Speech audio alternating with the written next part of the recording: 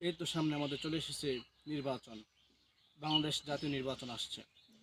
আজকে আমাদের দেখতে হবে কোন মানুষটাকে আমি ভোট দিলে এই দেশের মধ্যে, এটা যদিও গণতান্ত্রিক রাষ্ট্র, ইসলাম কায়েম হবে না এটা কোশ্চিন কালেও, এদেশের মধ্যে ইসলামী হুকুমত কায়েম হবে না এটা জানা কথা স্পষ্ট, কারণ গণতান্ত্রিক রাষ্ট্র।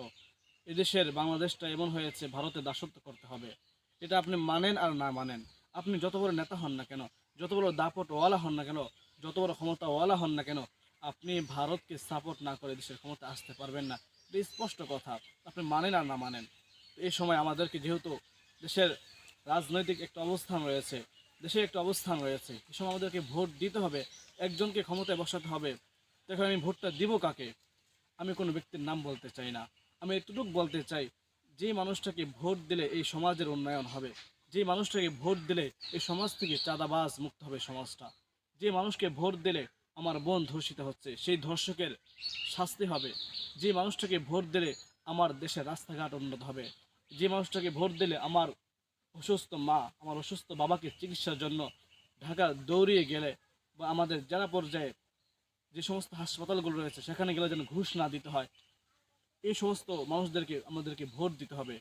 যাদেরকে ভোট দিলে সমাজের মধ্যে পূর্ণ শান্তি আসবে না, এটা স্পষ্ট কথা। যেহেতু গণতান্ত্রিক রাষ্ট্র, আমি বারবার বলছি এটা গণতান্ত্রিক রাষ্ট্র।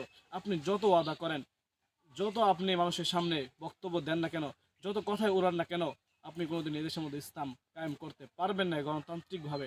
হ্যাঁ, আপনি যদি খেলাফত কায়েম করতে চান সেটা ভিন্ন পন্থা রয়েছে, যেভাবে আফগানিস্তান খেলাফতের মসনদে আসন গ্রহণ করেছেন সেটা ভিন্ন কথা। যেহেতু গণতান্ত্রিক রাষ্ট্র, আমাদেরকে দেশের ক্ষমতা একজনকে বসাতে হবে, তো আমি ভোটটা দেবো এরকম একজন মানুষকে যার ধারায় সমাজের মধ্যে উন্নয়ন হবে, সমাজটা শৃঙ্খলার সহিত সমাজে মানুষ বসবাস করতে পারবে, মানুষ নিরাপত্তা চাইবে, এরকম একজন মানুষকে আমি ভোট দেবো। দেশের আজকে অনেক ওলামায়ে কেরাম রাজনীতির ময়দানে নেমেছেন, এক একজন এক একটা প্রতীক নিয়ে রাস্তায় নেমেছেন, রাজনীতি করেছেন। তো আমার চিন্তা করতে হবে, আমার একটা বিবেক রয়েছে, আমার একটা বুদ্ধি রয়েছে। আল্লাহ আমাকে মানুষ হিসেবে সৃষ্টি করেছেন, আশরাফুল মাখলুকাত হিসেবে আমাকে আল্লাহ তাআলা সৃষ্টি করেছেন। আমি জানি আমার সমাজে ভালো কে, আমি জানি আমার সমাজে মন্দ কে। এই সমস্ত জেনে বুঝে আমাকে এই বর্তমান আসন্ন নির্বাচনে আমাকে ভোট দিতে হবে।